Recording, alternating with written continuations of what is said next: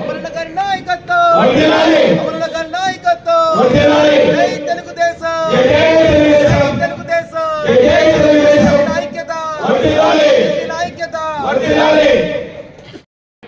గత 4 నెలలుగా రాష్ట్రంలో ఉన్నటువంటి న్యాయవాదులందరూ విధులకు హాజరు కాకుండా బహిష్కరిస్తున్నాం. కారణాలు రెండు విషయాలు. ఒకటేంటంటే ₹1 స్టాంప్ ఉన్న విలువ ₹22 చేశారు. ₹8 నుంచి ఉన్న స్టాంప్ విలువ ₹30 చేసి మళ్ళీ 50 చేసి 100 చేసి ఇప్పుడు ₹250 రీసెంట్ గా 2-3 రోజుల ముందు కేబినెట్ లో తీర్మానం చేశారు.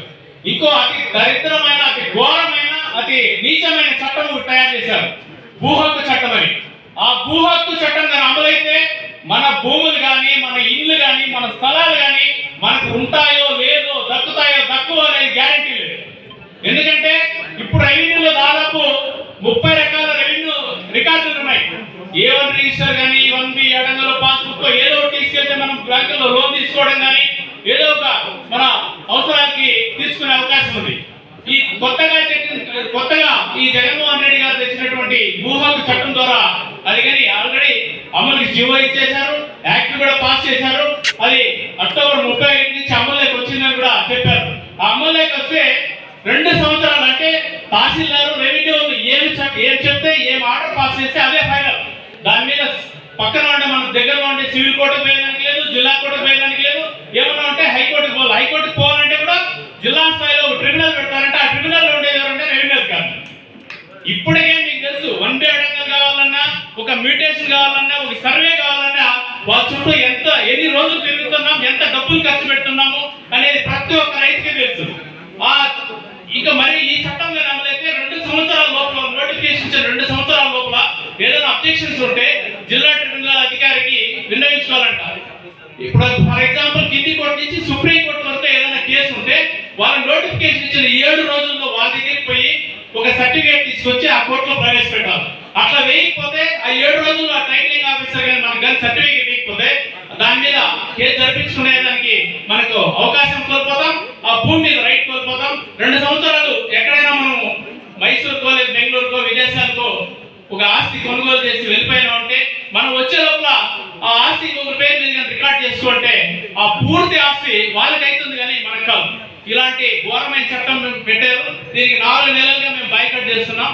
అది రద్దు అయ్యేంత వరకు ఖచ్చితంగా దాన్ని రద్దు చేసే వరకు పోరాటం చేస్తామని చెప్పేసి చెప్పడం జరిగింది. అదేవిధంగా ఈ విషయాన్ని మన గౌరవనీయ నారా లోకేష్ గారి దృష్టికి, నారా చంద్రబాబు నాయుడు గారి దృష్టికి, మన అమరావతి దృష్టికి కూడా తీసుకెళ్ళాం. రిప్రజెంటేషన్లు ఇచ్చాం. 2-3 సందర్భాల్లో మీటింగ్లో కూడా ఈ చట్టాన్ని ఖచ్చితంగా రద్దు చేస్తామని తెలుగుదేశం ప్రభుత్వం హామీ ఇచ్చింది. ఆ హామీని నెరవేర్చాలని ఆశిస్తున్నాం. అదేవిధంగా బీసీలకి ఇంతవరకు ఎస్సీ ఎస్టీలకు ఉన్న ప్రత్యేక చట్టం ఉంది. ఎస్సీ ఎస్టీలకి అదేవిధంగా మన నాయకుడు చంద్రబాబు నాయుడు గారు ఇంకొక ప్రత్యేకమైన హామీ కూడా ఇచ్చారు బీసీలకి. తెలుగుదేశం ప్రభుత్వం వస్తే బీసీలకు ప్రత్యేక చట్టాన్ని ఏర్పాటు చేస్తాము, ప్రత్యేక చట్టాన్ని చేస్తాము. ఆ చట్టం వస్తే ఎస్సీ ఎస్టీలకు ఎంత ప్రొటెక్షన్ ఉంటుందో బీసీలకు కూడా అంత ప్రొటెక్షన్ ఉంటుంది. కాబట్టి తెలుగుదేశం గెలిపించుకోవాల్సిన ఆవశ్యకత ప్రతి ఒక్కరు గుర్తించాలని చెప్పేసి కోరుతున్నాను. ఈ అవకాశం ఇచ్చిన పెద్దలందరికీ ధన్యవాదాలు తెలియజేస్తున్నాను. బీసీలు హాజరు కావడం జరిగింది. ఇంతవరకు చాలా మంది బీసీ సమస్యల మీద, తెలుగుదేశంలో బీసీలు కల్పించిన స్థానం మీద మాట్లాడడం జరిగింది. తెలుగుదేశం పూర్వము బీసీలు పల్లకీలు మోసే వాళ్ళగా ఉన్నారు. తెలుగుదేశం ప్రభుత్వం స్థాపన అయిన తర్వాత పల్లకీలు మోసే స్థాయి నుంచి పదవులు అనుభవించే వరకు పాలకులుగా కొన్ని ప్రాంతాల్లో తయారయ్యారంటే అది తెలుగుదేశం ఘనత మాత్రమే చెప్పవచ్చు.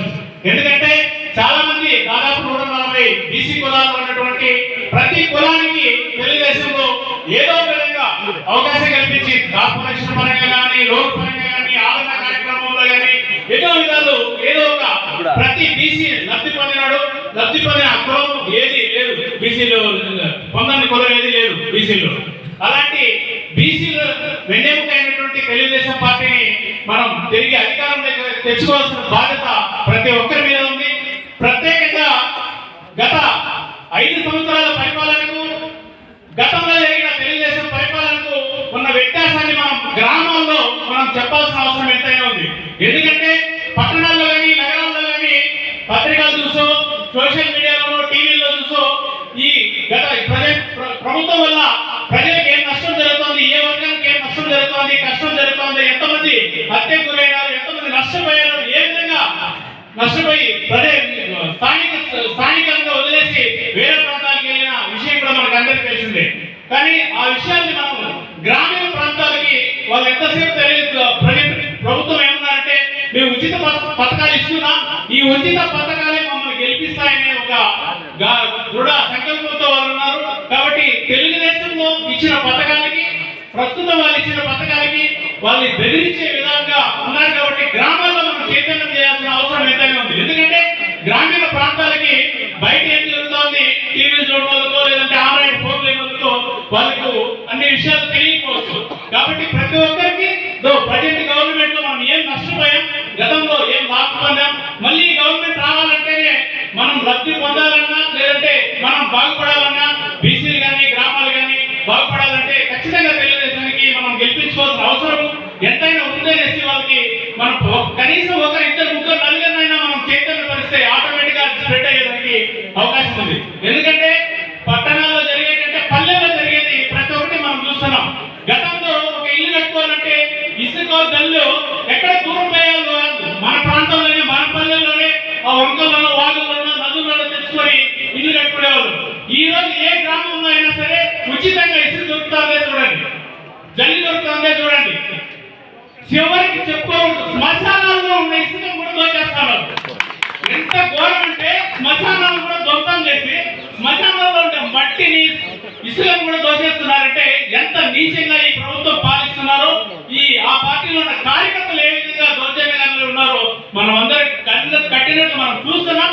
ఇదే విషయాన్ని ప్రజలకు విన్నవించి వాళ్ళని చైతన్యపరిచి తెలుగుదేశం అఖండ మెజార్టీతో గెలిపించడానికి మనం కృషి చేయాలని చెప్పి ఈ అవకాశం ఇచ్చిన పెద్దలందరికీ ధన్యవాదాలు తెలియజేస్తున్నాను. జై తెలుగుదేశం, జై పిచ్చి. అమరన్న గారికి స్వాగతం సుస్వాగతం తెలియజేస్తూ, అదే విధంగా వేదిక మీద ఉన్న అన్ని కులాల బీసీ నాయకులకు మరియు జనసేన పార్టీ నాయకులకు కూడా నా యొక్క ప్రత్యేక నమస్కారాలు అభివందనలు తెలియజేస్తున్నాను. అదే విధంగా వేదిక ముందు ఉన్నటువంటి అన్ని కులాల తెలుగుదేశం పార్టీ కుటుంబ సభ్యులందరూ కూడా పాదాభివందనలు తెలియజేస్తున్నారు. బీసీ కులాలను గుర్తించిన పార్టీ తెలుగుదేశం పార్టీ. నందమూరి తారక రామారావు గారు ఈరోజు మనం బీసీలుగా రాష్ట్ర స్థాయిలోనే కాకుండా నియోజకవర్గ స్థాయిలో ఏ అభ్యర్థినైనా గెలుపు ఓటములను శాసించే స్థాయిలో ఈ రోజు మనం బీసీలుగా మనం ఉన్నాం. ఈ రోజు ఇక్కడున్న అన్ని కులాల బీసీ నాయకులు చైతన్యవంతులు. నియోజకవర్గ స్థాయిలో మనందరికి కూడా బంధువర్గాలు ఉన్నాయి. మనం ఈ రోజు చేయాల్సిందల్లా ఒకటే, మన నియోజకవర్గం తెలుగుదేశం పార్టీ కంచుకోట. అలాంటి కంచుకోటను గత ఎన్నికల్లో కొంతమంది నాయకులు తప్పుడు మాటలు చెప్పి తప్పుడు విధంగా కులాలను కూడా తప్పుడుగా చెప్పడం జరిగింది. ఇప్పుడు స్థానికంగా ఉన్న ఎమ్మెల్యే గారిని మా బంధువులందరూ కూడా చాలా మంది అడిగారు, వెంకయ్య గౌడ్ అంటే మన కురుబగౌడ, కొంతమంది మన కురుబకుల పెద్దలు కూడా ఎమ్మెల్యే గారు మన కురుబకులం అని చెప్పారు. నిజమేనని కూడా మమ్మల్ని అడగడం జరిగింది. కానీ ఆయన ఒక రెడ్డి, ఇప్పుడున్న ఒక వెంకయ్య గౌడ్ గారు రెడ్డి కులానికి చెందిన ఓసీ అభ్యర్థిగా ఆయన ఈ నియోజకవర్గంలో పోటీ చేయడం జరుగుతుంది. కాబట్టి కొంతమంది ఏమరపాటుకు గురై మన కులస్తులని కొంత ఏమరపాటుగా గత ఎన్నికల్లో వైఎస్ఆర్సీపీకి మద్దతు పలికిన విషయం మనందరూ కూడా తెలుసు. కాబట్టి ఈసారి అలాంటి తప్పులు జరగకుండా నియోజకవర్గ స్థాయిలో ఉన్న బీసీలందరూ ఏకమై పలంనేరు నియోజకవర్గాన్ని మన ప్రీతం నాయకులు అమరన్న గారికి మనం అందరం కూడా మద్దతు పలకాల్సిన అవసరం ఎంతైనా ఉందని చెప్పి కూడా ఈ సందర్భంగా తెలియజేస్తున్నాం. రేపు రాబోయేది తెలుగుదేశం ప్రభుత్వం, తెలుగుదేశం పార్టీ ఉంటే బీసీలందరూ కూడా గుర్తింపు ఉంటుంది. బీసీల్లో ఎంతో మంది ఈరోజు సర్పంచులుగా ఎంపీటీసీలుగా, నేను కూడా ఈరోజు ఒక జెడ్పీటీసీ గతంలో జెడ్పీటీసీగా పనిచేశాను. ఈరోజు మండల పార్టీ అధ్యక్షుడిగా కూడా నేను ఉన్నానంటే కేవలం బీసీలుగా ఉన్న ఆ అవకాశం బీసీ కులం కిందనే మనకు కూడా రావడం జరిగింది. కాబట్టి బీసీలందరినీ గుర్తించే తెలుగుదేశం, గౌరవించిన తెలుగుదేశం, మనల్ని బీసీలకు ఉన్నతమైన స్థానం కల్పించింది నందమూరి తారక రామారావు గారు, ఆ తర్వాత చంద్రబాబు నాయుడు గారు, నియోజకవర్గ స్థాయిలో మన ప్రీతం నాయకులు అమరన్న గారు అని చెప్పి కూడా ఈ సందర్భంగా తెలియజేస్తున్నాం. ఇప్పుడు ఎలక్షన్లు వస్తున్నాయి, మళ్ళా నేను బీసీ వ్యక్తిని, నేను మీ బంధువుని అని చెప్పి కూడా కొంతమంది రావడం జరుగుతుంది. కాబట్టి మనలో చైతన్యం రావాలి. మన బంధువులకు చెప్పాలి, నియోజకవర్గ స్థాయిలో ఉన్న మన చుట్టాలందరూ కూడా మనం చెప్పి రేపు పలమనేరు నియోజకవర్గాన్ని మనం నిలబెట్టుకోవాలి. లేకపోతే చాలా నష్టపోతాం. మన పిల్లల భవిష్యత్తు కోసం, రేపు రాబో తరాల కోసం మనం పలమనేరు నియోజకవర్గాన్ని అయితేనేమి, రాష్ట్ర స్థాయిలో చంద్రబాబు నాయుడు గారిని అయితేనేమి మనం అత్యధిక మెజార్టీతో మన సైకిల్ గుర్తు మీద మన బంధువులందరూ కూడా చెప్పి మనం తెలుగుదేశం పార్టీని ఆదరించవలసిన అవసరం ఎంతైనా ఉందని చెప్పి ఈ సందర్భంలో తెలియజేసుకుంటూ నాకు ఈ అవకాశం కల్పించిన చంద్రబాబు నాయుడు గారు బలహీన వర్గాలకు ఎన్నో కార్యక్రమాలు తీసుకొచ్చారు. ఆదరణ లాంటి పథకాలు కానీ, చదువుకు సంబంధించి విదేశీ విద్యకు కానీ, కార్పొరేషన్లు కానీ, ఫెడరేషన్లు కానీ అవన్నీ తీసుకొచ్చి వాళ్ళకి ఆర్థిక పరంగా కూడా చేయూతనివ్వాలా, కుల వృత్తులందరికీ కూడా పనిముట్లు ఇచ్చి ప్రోత్సహించాలనేటువంటి ఆలోచనతో చంద్రబాబు నాయుడు గారు విజన్తో కూడా ఆ కార్యక్రమాలు తీసుకోవడం జరిగింది. ఈ ప్రభుత్వం వచ్చిన తర్వాత ఫెడరేషన్లు ఉన్నాయి, కార్పొరేషన్లు ఉన్నాయి. దాంట్లో కనీసం కూర్చునేదానికి కుర్చీలు కూడా లేవు. కులాల వారీగా వివరించారు, కులాల వారీగా కార్పొరేషన్ ఫెడరేషన్ చేశారు. కానీ ఒక్క రూపాయి కూడా వాటి నుంచి డబ్బు లేదు. ఈ 4.5 సంవత్సరంలో ఏ బలహీన వర్గాల కుటుంబాలకు కూడా ఆర్థిక పరంగా ప్రభుత్వం డైరెక్ట్ గా వాళ్లకు లోన్లు ఇచ్చిన కార్యక్రమం కానీ, సబ్సిడీలు ఇచ్చిన కార్యక్రమం కానీ ఈ 4.5 సంవత్సరాలుగా ఒక పైసా కూడా ఇవ్వలేదని చెప్పి ఈ సందర్భంగా తెలియజేస్తున్నారు. విషయాలు చాలా మంది బీసీ పెద్దలు, నాయకులందరూ కూడా మాట్లాడారు. 1983లో ఎన్టీ రామారావు గారు పార్టీ స్థాపించక ముందు బీసీలకంటూ ఒక గుర్తింపు లేదు.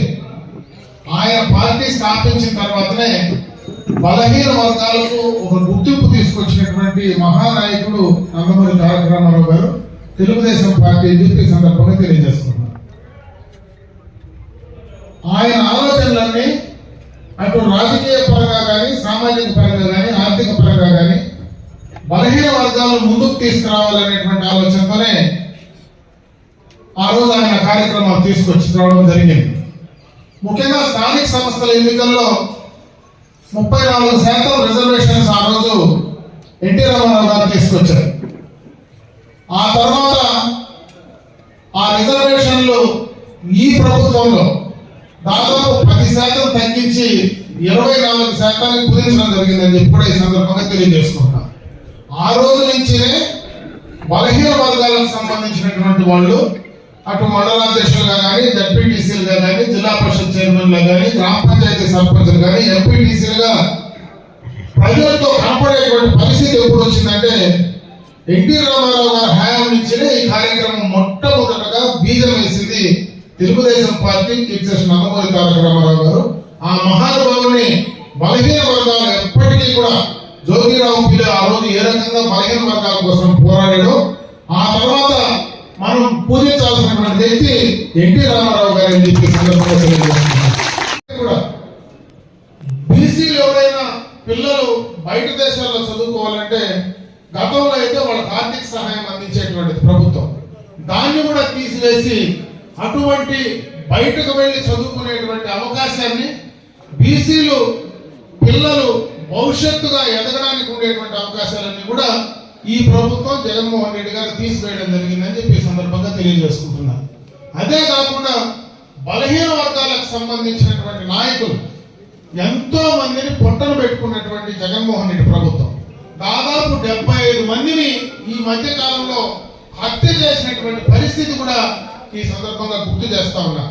ప్రొద్దుటూరులో ఒక బలహీన వర్గాలకు సంబంధించినటువంటి నాయకుడిని గొంతు మీద కత్తి పెట్టి నువ్వు జై జగన్ అంటే నిన్ను వదిలేస్తాము, నీ ప్రాణాన్ని రక్షిస్తామంటే అతను ఆ బలహీన వర్గాలకు సంబంధించినటువంటి నాయకుడు ఆ కార్యకర్త నేను ఆ మాట అనను, నా ప్రాణం పోయినా కానీ అని చెప్పి ఆ రోజు చనిపోయినటువంటి సంఘటన కూడా గుర్తు చేస్తా ఉన్నా. అంటే బలహీన వర్గాలకు జై తెలుగుదేశం అని చెప్పి ఆ రోజు ఆయన చనిపోవడం కూడా జరిగింది. అంత కమిట్మెంట్ ఉండేటువంటి బలహీన వర్గాలు ఏ రోజు నుంచి కూడా తెలుగుదేశం పార్టీతో మిళితమై ఆ పార్టీలో పూర్తిగా కూడా వాళ్ళు నిలుచుకోవడం జరిగింది అనేటువంటి విషయాన్ని కూడా ఈ సందర్భంగా కూడా తెలియజేసుకుంటున్నా. ఆ రకంగా ఈరోజు తెలుగుదేశం పార్టీలో బీసీలకు బ్రహ్మాండమైనటువంటి గుర్తింపు ఉంది.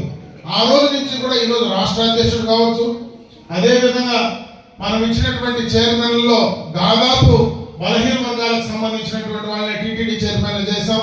ఈ రోజు రాష్ట్రంలో మరి అటు ఫైనాన్స్ కానీ అదేవిధంగా రెవెన్యూ కానీ ఇటువంటి మంచి పదవులు అంటే ఫైనాన్స్ రెవెన్యూకి సంబంధించి రెండు కూడా రాష్ట్రానికి సంబంధించినటువంటి క్యాబినెట్లు ముఖ్యమంత్రి తర్వాత ఉండేవి కూడా ఈ రోజు బీసీకి ఇచ్చేటువంటి పరిస్థితి ప్రభుత్వంలో ఉంది.